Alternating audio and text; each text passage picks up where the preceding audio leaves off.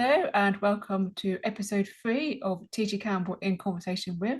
And just to give it a context, I'm TG Campbell. I write the Bow Society books, which is a series of crime fiction books about a group of ordinary people who use their ordinary jobs to solve extraordinary crimes in Victorian London.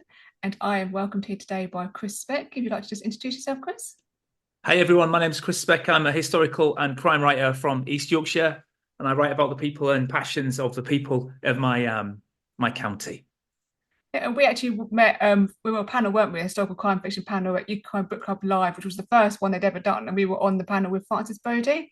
That's And right. because of that, actually, I ended up reading the first book in your trilogy, The Great Frost, which I absolutely love, but we'll get into the moment. So just sort of starting the sort of conversation. So what is your earliest recollection of writing? And can you tell us a little bit about what you wrote at that time?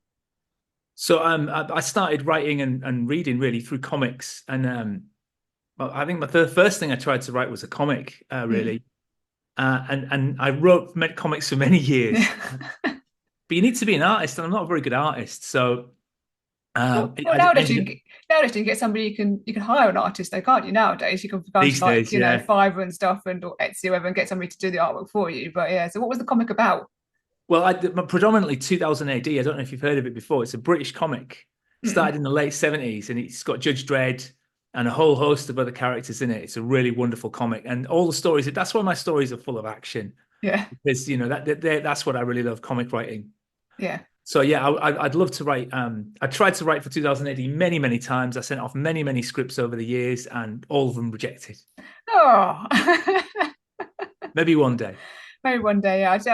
I was talking to somebody the other day about describing what the North Burton Trilogy is like, and I did sort of use the word swashbuckling. It is that kind of actiony type, and I do love that sort of element of it. Yeah, it Um, is that. so I had to ask other writers this because it really fascinates me. So, what is your when you come to sort of writing a book? What is your writing process? Are you sort of more of a planner, or you do pants, or do you have a beta readers? What is your from beginning to end? Sort of what is your writing process? So I'll always know the end. I start with my characters and the end, Mm, and then I'll write to that. So I don't really plan it, but I do plan the ending.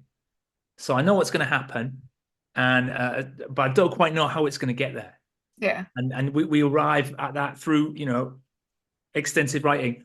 So I do have lots of beta readers and editors who go through the work, and I go through it many times as well. Is that how you do it as well, TG? yeah. So what I tend to do is that I sort of write and edit as I go along. You know, people say no, don't edit as you go along, but I will write a scene and I'll edit it until the point where I'm happy with it, Right. and then I'll sort of go through that way. And then once I've got the full draft, I'll go through one read through, and then it then goes to beta readers and they give me a lot of they basically pick apart, and then I then have an editor who then do 2 rounds of edits for me. Sounds good.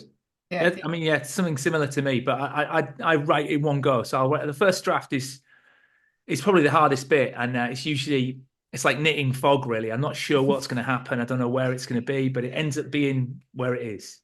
yeah. I mean, I did try to sort of do that method of writing one full draft and then editing that afterwards, but it was too. I couldn't get my head around it. It was just too much, especially because there's so much going on in my stories. I just need to have that sort of as I go along. Otherwise, bite-sized chunks. Otherwise, I just can't keep it going. So Whatever interesting. works. So it's interesting. So obviously you wrote the trilogy. So did you know the end of the trilogy before you sort of started it, or just know the end of each book? No, so I wrote The Great Frost here, Yeah, just because I wanted to write about my home village, which is a village called Cherry Burton yeah, near Beverley in East Yorkshire.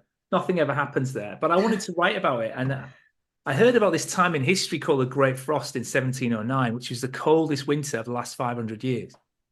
And yeah, nobody really knows why it was that cold, but everything just froze. So I wanted to write a story based in my village at that time because it was really hard for the people there. And yeah. so it was interesting for me. So yeah, I didn't intend to write 3 books, to be honest. I just wanted to write one. Yeah. And The then characters sort of take over, did they? yeah, kind of. I mean, it was my editor said to me, "Well, it was nice. I'm glad that you've written The Great Frost, Chris, but he's, you don't want to write any more of those books because, you're much better at writing crime fiction." So anyway, as soon as he said that, I just wrote another 2.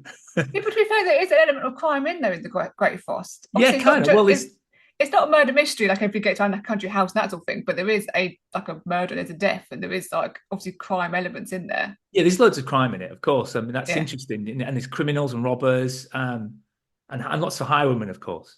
yeah. I mean, what I always say to people is like my favourite character in that book is the Perlman, who we'll talk about in a minute. But one of the characters like a bit like the third man, like is it hardly in the book, but they start cast a shadow across the whole Yeah, book, yeah, and I love that. That's one that really sort of gripped me about the book. Um, great. so talking about sort of obviously including all your other works, because I know you have Avenue Cars, which is another series that you write. So if you could Yeah. step into the shoes of any of your characters, one of your characters for any of your works, basically, which one would you choose and why? Well, my favorite character, I mean, you like the Pearlman, but my Yeah, favorite character is Richie from yeah, Richie Lad. yeah, He's the 17-year-old, 6'4", bit wide-eyed, yeah, very loyal, and he yeah, gets sucked into all sorts of problems that are beyond his control, really. So he's my favorite character. I'm not sure I'd want to be him because, he suffers greatly. He falls in yeah. love, and that's not good for a man like that. No, But he has got a really nice dog called Bess, yeah. who's a big whippet. Yeah, but I suppose like traveling and sort of that element's quite romantic, isn't it? Sort of just go where you want to go and Yeah. Well, he living off the becomes an land. outlaw, doesn't he? So, Yeah, he kind of has a hard life as it was back then. So, yeah, he's my favorite character really to write about. And all my books are linked, TG. So there are people in Richie Ladd who pop up in my other books as well. yeah, And I'm in the process of linking all of them together. So the next few books that I'll bring out, they'll bring in Skip a Bird from the Cuckoo here. yeah. His great grandfather is in the book I'm writing right now. Because I did think maybe there's going to be some ancestors of yeah, descendants of the characters that obviously in that trilogy would appear in other books. I did Yeah, they wonder that. do. They do. Yeah. Yeah. So, for example, this is another book I wrote called This Dark Water about a 1915 submarine. Mm. The guy on here, one of the characters, his great granddad is in the Great Frost. So Yeah. you'll spot the characters. I love that. I love that doing my own like books, like like having, like I say, revisiting characters or revisiting locations and having those just that network of links Yeah, and it's nice, connections. isn't Yeah, it? It's like having yeah, your own universe, yeah, like the yeah. TG Campbell universe, multiverse. Yeah, I mean, the person I spoke to on the last episode of this, Richard Boxall, he's got this because he reads my books. He's got this theory that this D.I. Conway in The Bill was related as a descendant of my character Conway from my books, and I mean, my It character's could not having be. kids yet, so oh You should write that in there. That would be good. yeah. But yeah, Great. so you're going to be doing a reading for us today, and can you Yes. tell us about which book you are reading from, and what inspiration was before that? I know you've touched upon it already, but sort of a bit more detail, sort of what inspiration was. Oh. So the book I'm going to read from today is called The Great Frost. Mm. And this is the scene where the main character is a girl called Meg, Mm. and she's like a dog's body, and she lives with a nasty old nana who's sort of chair bound. She can't walk around, and she lives in a terrible rundown house. Works up at the big manor farm, and she's in the middle of this time called the Great Frost when it's completely frozen. Even though it's March, it's the snow is horrendous. And one night, late at night, they get a bang on the door, and there's a wounded highwayman. Yeah, He's the Pearlman, yeah, and they take him in, and that's the story really of Meg looking after this wounded highwayman. She shouldn't really do it. yeah, It's going to cause her a world of trouble, but she does anyway. yeah, So that's the scene I'm going to read for now, where the highwayman arrives and Meg takes him in. yep. They let the fire burn down as the night sets in proper. It begins to snow outside and sucks all the warmth and air from the darkness. Meg peers through the tiny gaps in the window shutters, and she can see nothing but black. It's March. It should not be like this. There should be a nip of cold, but not driving snow. She has heard Miss Charlotte Penniman up at the Penniman house say it is the Great Frost.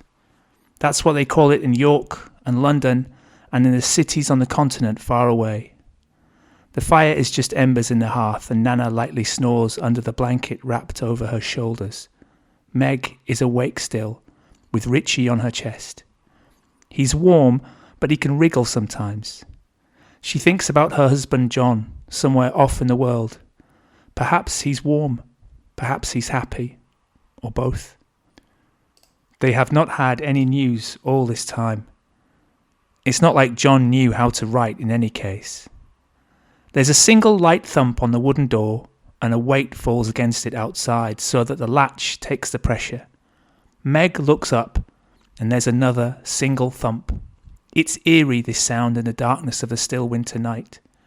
She glances at Nana asleep from her and moves Richie to the side. The noise has not woken them. It was too soft to be rousing. She moves to the door in the darkness and thinks to whisper through, but she's got the feeling that she might know who is behind. It could be him, the man she married. It could be John. For a moment, she does not want to open the door.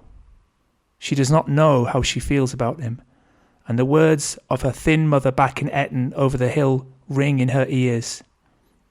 I never loved your father, Meg. That's not what marriage is about. She swallows and opens up. A tall figure staggers through, and she catches him before he falls. He is wrapped in a heavy cloak with a black scarf over his nose and mouth, so that just his eyes show under the battered and snow-covered tricorn hat. Meg stumbles backwards as she drops him. Like his thumps on the door, even this movement seems to have grace, as if he does not want to make too much noise. As soon as he is inside on the floor, Meg closes the door gently and looks at the figure laid out in the darkness, who, miraculously, has not made a single sound. She squats down next to him and puts her hand on the back of his neck and his face.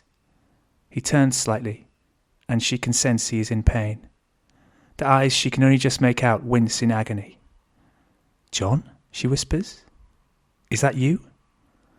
The mere mention of her son's name is enough to wake Nana, though she will sleep through a strange bang on the door. Meg leans closer and gets a sense of the visitor by his size and the black hair spilling out of his hat. This is a taller man than John. There's a different energy to him also. Nana calls out into the darkness like she's in a dream. "Oh, John, John, you've come back. I knew you would. I told you. I said to Meg every day that you'd come home to your Nana." Meg pulls the visitor up, and with his help she sets him sitting against the wall. Nana fiddles with a candle in the embers of the fire, and a single flame lights up the darkness. Meg takes it from the old woman and holds it over the figure's face as he pulls down his scarf. "That's not John," barks Nana. Meg sees the beginnings of a beard on the man's smooth face, and his eyes flash in worry. She smells a rich and heavy aroma on him and lowers the candle to where the dark man holds his hand over the left of his stomach. Oily black blood runs through his fingers. "He's hurt," whispers Meg. "Toss him out into the snow," orders Nana. Richie wakes up and pulls a blanket over his head when he sees the man. Dutchie has not heard a thing, but at the sight of someone she doesn't know, she clambers off into the roof. "Take him by his ear and chuck him out the door, Meg. Hurt or not, this isn't a bloody poorhouse. If he'd been shot, then it's his own bloody fault." Meg looks at the old woman and narrows her eyes. Even in the flickering darkness, Nana can sense the disapproval on her daughter-in-law. Her jowly face quickens.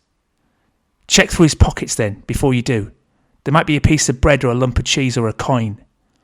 There's a click in the darkness next to him, and the candlelight catches the shiny metal of the pistol he holds gently in his right hand.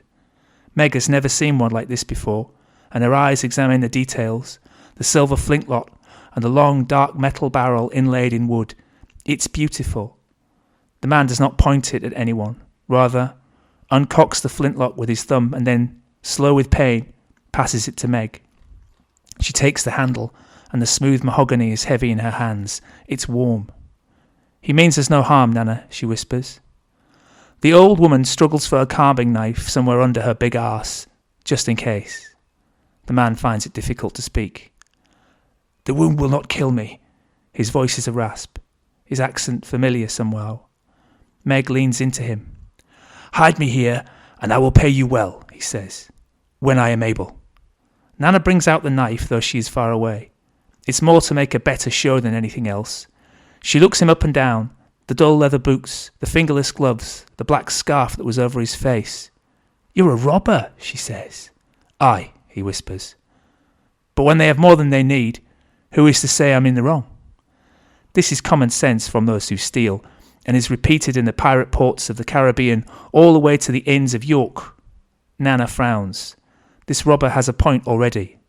"I hid a pouch some hours before on the road up the hill. There are enough silver crowns in there to feed your family for a year. I promise half of them to you, if I am alive to retrieve them." "You said your wound wouldn't kill you," says Nana. "Not right away," he answers. "Who did you rob?" The man struggles to take a breath. A coach on the road to York.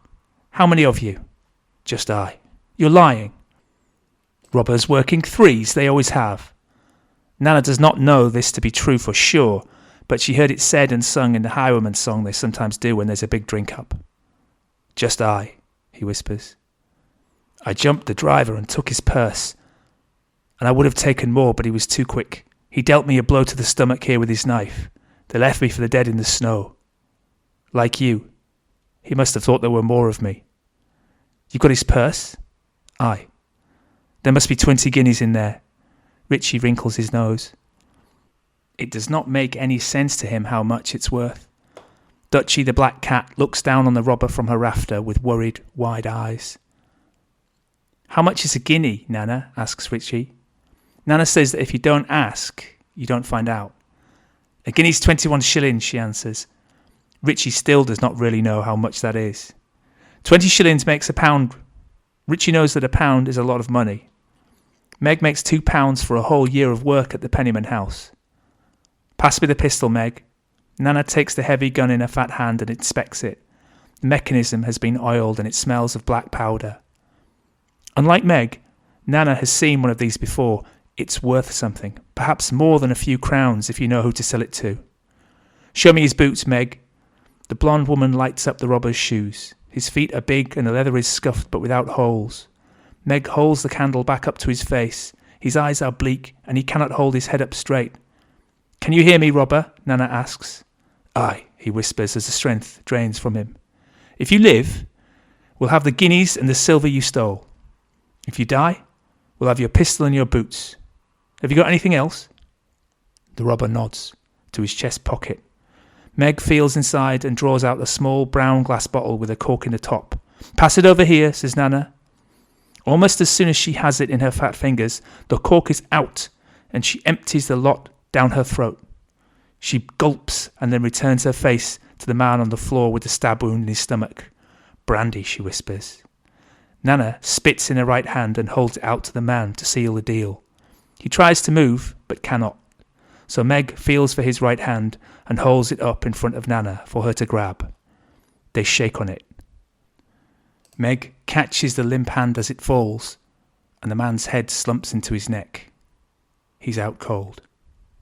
Thank you for that. That's very good. So, obviously, the North Burton Trilogy sort of follows sort of the life and adventures, loosely, sort of Richie Jackson, aka Dick Turpin.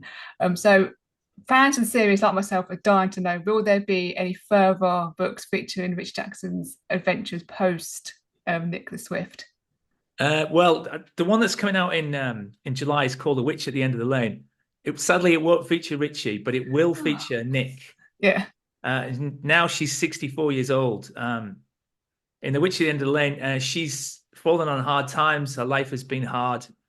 It's not gone quite the way she wanted it to go. And she's like a kind of miserable old woman now. She lives in Beverley, in a tiny cottage at the end of Cherry Tree Lane. And people call her a witch, even though she's not. And it's the story of her and a young lad called Bill, who's essentially a gutter rat, works in the tannery. And it's the story of how they become friends and the adventures that they have together. So there is another story in that universe. But I mean, I'd love to write some more Richie books, but I don't think I should really. Like Quentin Tarantino says, you should leave the audience wanting more. I suppose, yeah, but I love the idea of sort of just I could see like his next chapter of his life. Obviously, I don't want to spoil anything, but obviously for the point of the last book in the trilogy, sort of where they go from there, really would be really good to see. But yeah, well, I do tell you what happens to him. You will find out. I do explain what happened to him after that. Okay. But yeah, and I wanted to give him a good ending as well. Yeah, I do really. I call your characters. I really like Richie, and I mean the book's a great characterization. You get really sort of feel for even Nana. You know, you do see different sort of depths to Nana as the series goes through. You know, and I really, really enjoy the series. I do very highly recommend it to anybody. Oh, well, thank you, TG. That's really nice of you. Thank you very much. And so obviously you talk about sort of North Burton, talk about Yorkshire. So in honour of that, we do have a little quiz for you. Yorkshire quiz, right? East Yorkshire I can do. West Yorkshire maybe not. I don't know. This is general Yorkshire, so okay. all of it. So It says out of 10. Okay, Okay. so are you ready? Brace I'm ready. yourself. So question 1. Hopefully it starts off quite easy. So what would you do with a Sally Lunn? A Sally Lunn, I had no idea. Eat it. A Sally Lunn. It might be, is that West Yorkshire? This is just Yorkshire. I mean, I don't want to Okay. go to the whole west and east and all that stuff. Yeah, this is just general Yorkshire. Right, okay. So I don't know. Yeah. Yeah, okay, you eat it. What is it? I think it's a bun. I Okay. think. A Sally Lunn. Okay. Yeah.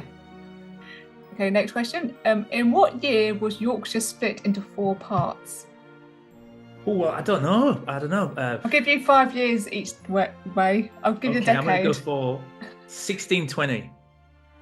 No, apparently it was 1974. Oh, okay. Oh, all right. Okay. Well, because they had this thing called Humberside as well. There was some contention about that.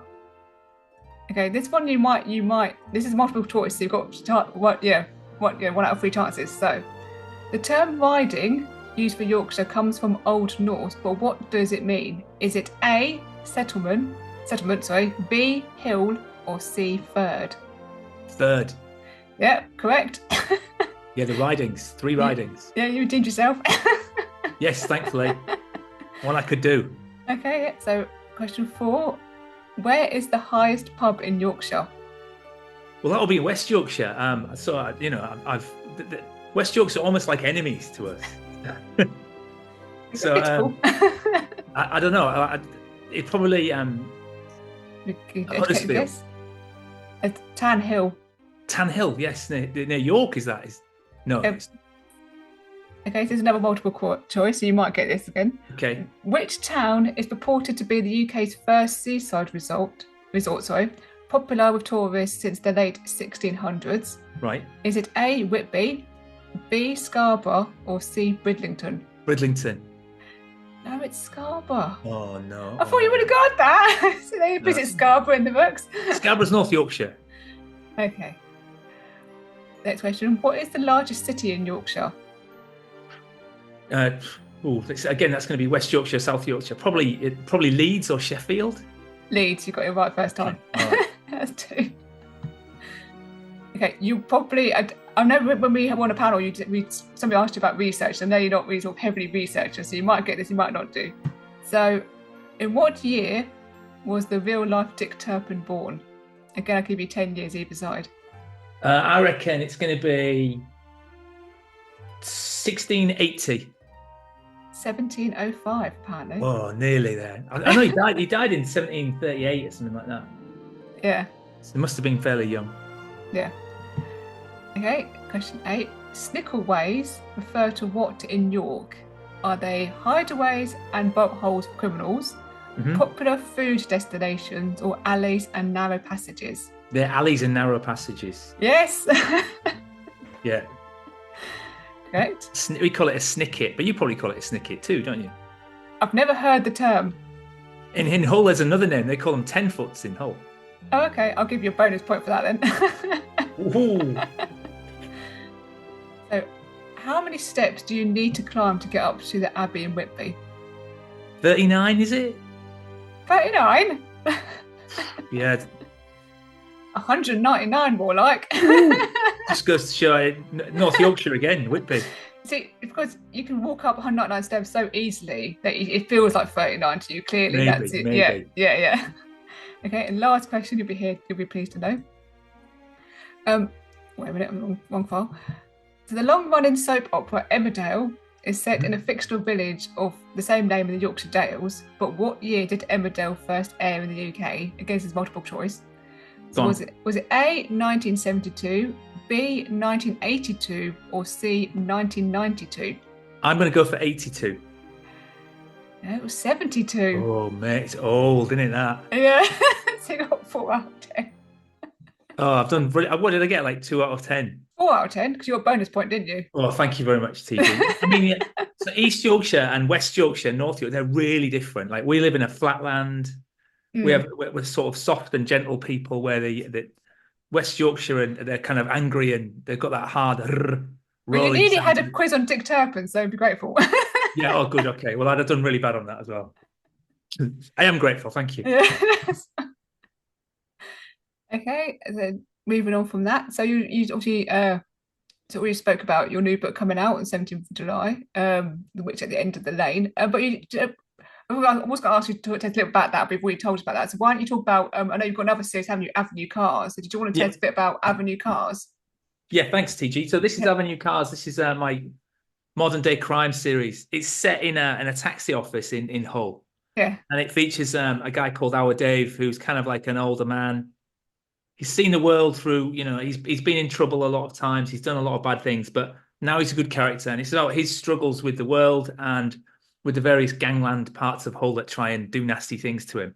But it also features lots of modern day characters. So the drivers who drive for Avenue Cars, there's one lady from Kurdistan, another proper lady from Hull, and there's another lady who's got a disabled son. So I try to explain the characters. They're mainly female, and I wanted to talk about the modern day experience of living in Hull and people who live here. And so if you ever come down to Chance Ave in Hull, you'll know exactly what happens because it's in that book. Oh, cool. You've got quite a few books out in that series, haven't you? Is it 4 books out at the moment? Yeah, 4. Yeah. I've finished the series now. I've got 4 books out. So that's that done. Yeah, so we didn't mention with the North Burton Trilogy, you did have a Christmas sort of novella, didn't you, as well, The Crown, which That's called The Crown, yes. The next on my reading list. But it's really short. It's about how I enjoyed writing The Crown because it was important to me to have Yorkshire puddings invented in Yorkshire. So that was the whole reason I wrote the book, was just so I could have Richard Jackson invent Yorkshire puddings on Christmas Eve in a pub in Skidby called the Half Moon, and he does, and it's the story of how he does it. So it's important for me to bring Yorkshire puddings back to Yorkshire because they were first mentioned in like 1765 by a woman who wrote a cookbook, and so miraculously she is in that pub as a young girl, and she sees these Yorkshire puddings for the first time, and so that's how I got them invented. You can't beat a good Yorkshire pudding. Are they the best? I had to research loads of it as well, and how they used to make them is a little bit different because they didn't have the same sort of fires as ovens that we did. Yeah. So they had to make it a bit different. But I explain it all in the book. Yeah, because when I went to Whitby a few years ago near Christmas, we stayed at the Dolphin Pub, and he was trying this new thing where he was serving a full English breakfast but a giant Yorkshire pudding. Oh yeah, that'd be really good. Yeah. So he was calling it the full Yorkshire, and he's like, "Oh, I want to just test it out on you guys, see what you think, and can you put it on Instagram?" And it did strangely work very well because obviously Yorkshire pudding is kind of bready anyway, so it was just as if you're having toast. Really, it was really good. So I might have to at some point try that. If you ever come to East Yorkshire and go to that pub, the Half Moon Skidby, that's what they do. They have giant Yorkshire puddings and they put everything in it. Yeah. It's amazing. The thing is, you eat the dinner and then you're then too full to eat the actual Yorkshire pudding. You're like, this is the best bit. Well, you get it in. It's good. Oh yeah, I love Yorkshire puddings. But it was either going to be a story about Yorkshire puddings or sausage rolls. I think Yorkshire pudding was definitely the better choice. Yeah, I went for Yorkshire puddings. Oh, so with sausage rolls, some people might read too much into that. Well, I don't know where they're invented, and nobody seems to know where Yorkshire pudding, where sausage rolls were invented. Probably French. Possibly, yeah. Sort of a cuisine's a bit of a Mongol cuisine, isn't it? In this country, we've got a bit of everything. So exactly. Okay, so next question, I really find really interesting what people give the answers to. So, basically, if you could pick 3 people, living or dead, famous or not famous, that you could have coffee with, which 3 people do you choose? Why would you choose them, and what would you talk about? So, I'd go for Mark Twain, who's my favorite writer ever. Interesting. His book. It's the very best book I think ever written. Was not Huckleberry Finn. No. I think for me it's a great book. So I talked to. He's also a very funny man. So I'd have him, and also Shane MacGowan from the Pogues. Okay, that'd be a very interesting combination. He writes a good song, and he likes to drink. He does. Yeah. I'd be interested to see what Mark Twain thought of him, though. I think they'd probably get on. I think Mark Twain was a drinker as well. I think, and the philosophical gentleman. So we would talk about philosophy, and stuff, and writing. And the third person, I'm trying to think who it would be. I don't really know. Maybe Jackie Chan or someone like that. Just to chat about karate and Yeah. That would be very interesting trio. What do the other people go for? So I've had people talk. They've picked Elon Musk with Really? but with Oppenheimer and Okay. Stephen Hawking. Wow. So, Okay, that's so heavy. that was quite an interesting combination, because what would they think of Elon Musk? Do you know what I mean? That would be sort of do that way. And then the other person picked the Pet Shop Boys, so let them have two people for one. And then they picked Felicity Lambert, the female producer. Yeah. And I think it was one of the doctors from the Doctor Who, because they're a big Doctor Who fan. So now I want to pick Doctor Who, but the real Doctor Who, not an actor. Okay. Well, the actual, the being, shall we say? Yeah, the being. So it doesn't matter actually who he is. So who would you swap out then? Well, I've only picked two. Oh no, I'd definitely swap out Jackie Chan. Definitely for one of the Doctors. For sure, yeah. I suppose, if you knew the actual Doctor, then you could then pop back to like Yorkshire in the 18th century, couldn't you? And I would do, yeah. I'd pop back just for a little bit. I'd pop back everywhere. And find out who actually invented the sausage roll. If I could, yeah. I'd like to, I'm so happy and proud that they did it. And then you can then, just like accidentally borrow the recipe and claim it for yourself. Exactly. I could say that I made it. Go back in time. Yeah. Where would you go to? Would you go back to London in the 19th century? I think I probably would go up in there, not for London 19th century, because I just want to sort of take in the atmosphere and sort of see how much I've got right. But I'd also be interested to go to either Chicago or New York City in the 1930s, 40s. Oh yeah. Sort of All dressed very nicely. Hardboiled detective type era. Yeah, Oh, that would be that's a sort of era that I've considered actually writing in. So again, that's another period I really love. So are you going to stick with your Bow Street novels then? Are you going to at the moment, are you going to do another genre? Or are you going to stick with that? At the moment, the plan is to have just 10 books in the series. So now I'm starting book 8. We are now coming towards the end of the series. Right. I might have a couple of spin-offs, but largely that will be the series done. So I might do a standalone series of one of the characters, or again, I might just go completely different, same genre, but a different era. So right. You could go to the America in the 1920s. Yeah, I mean, I do have an idea for possibly having a book like a feature set in the year 1920, but actually sort of saying you what happened to the characters in the intervening time, because obviously the First World War would have happened, and how many characters would have survived that and that sort of thing. So that sounds good. Yeah, so that's the plan anyway. But yeah, we've already come to the end of our chat. Oh, great. Oh, well, it's been grand chatting to you, TG. Thank you very much. So do you want to just let people know where they can buy your books, where they can follow you, or, on your social media, you've got your website, that sort of thing?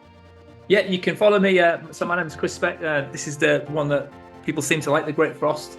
You can follow me on Instagram, or you can follow me on Facebook as well. You can also go to my website, www.chrisspeck.co.uk. You can get all the books on Amazon. If you're in East Yorkshire, you can get all the books from Waterstones as well. Oh. And if you're in the library as well, you can go and order them from the library. So if you just pop into your local library, ask for the book that you want, The Great Frost by Chris Speck, and they can get it there. Oh, brilliant. Thank you very much. And anybody wants to buy any Bow Society books, they get them from Amazon, and you go to bowsociety.com for more information. Thank you very much. Good to see you. And you.